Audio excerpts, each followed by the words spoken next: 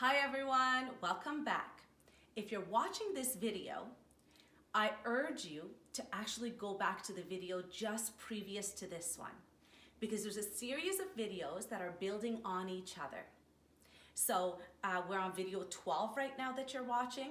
I urge you to go back and watch video 11 first because what we're talking about is we're talking about a concept that I introduced in the last video, and that is called the stress reaction diagram.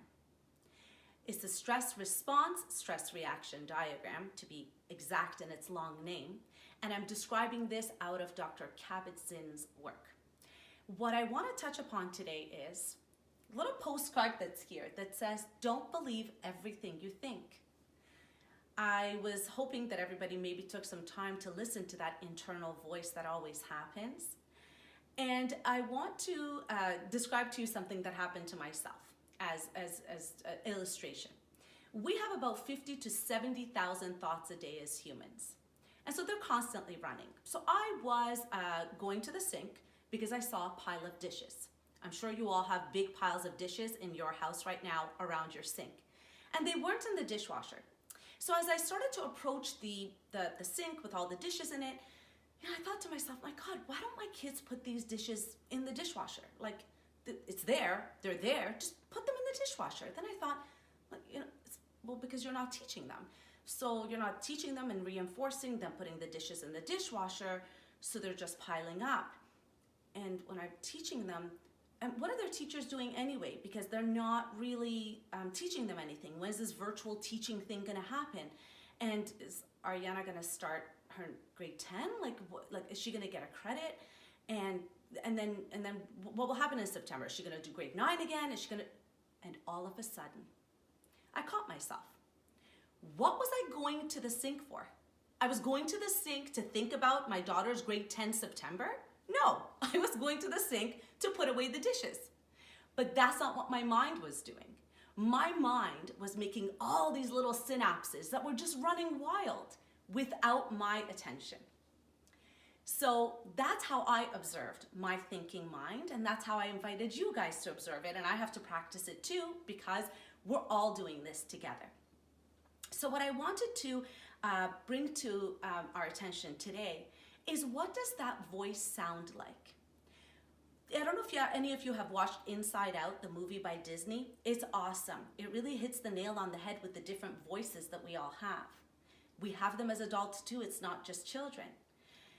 The fearful, anxious voice is usually the one that's a little high pitch, it's fast, it's go, go, go, it's time sensitive, it has a certain sense of urgency or alarm to it, and that is our fearful or anxious voice. So if you hear the voice that's like, you gotta get this done now, if this doesn't happen now, my God, all the things that could go wrong, if it's got a sense of urgency, if it's fast, if it's a little bit doom and gloom, that's usually the fear voice. The wise voice usually doesn't have such a sense of urgency. It's a little calmer, it's a bit more collected, and it doesn't have that alarm and ringiness to it. So our goal is to develop and find our wise voice that we all have, because the guy who has the microphone is often the fearful and anxious self. So I'd like to go back to the diagram that I shared with you last time. So we're going to do the teacher again, and I actually didn't do the picture again. I just left it as we had done it before. And what I'd like to go through with you now, do you remember that we spoke about the external stress? That's the stress from the outside. We've been working on that internal voice, and what does that voice sound like? What are we hearing? What narrative are we adding? And I mentioned to you that most of us go into an automatic reaction, and this is called the stress reaction. This is a big concept, okay? Stress reaction. Most of us get stressed, we go into fight and flight, and we go into what's called the stress reaction.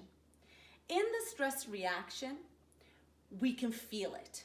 Heart rate goes up, blood pressure goes up, maybe face gets flushed, respiration, like your breathing kind of changes, and we get into this phase.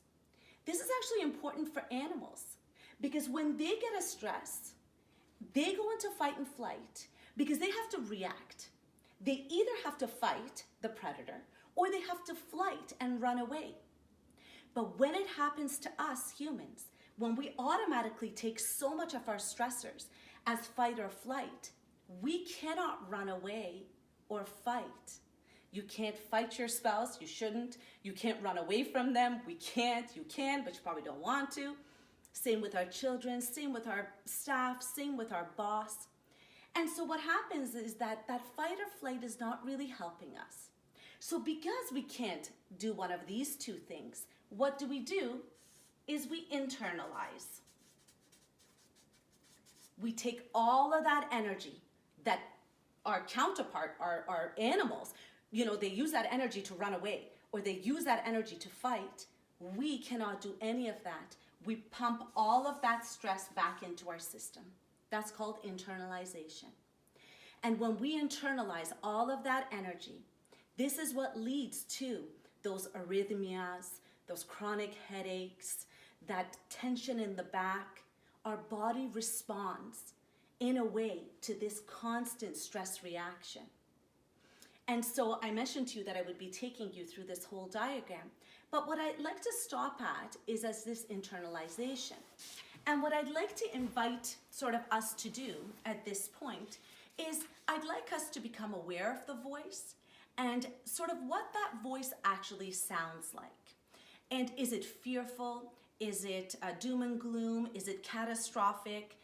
And let's continue to use that observer self. And now that you saw the stress reaction, I'd like you to become really, really good at observing how many times something stressful is happening and you're automatically going into a reaction, because that is where most of us automatically go. So let's bring some of that into our awareness. Try that today and tomorrow, and let's see if you can observe how many times you're going into a stress reaction automatically without wanting to. Thanks so much, and I'll see you tomorrow.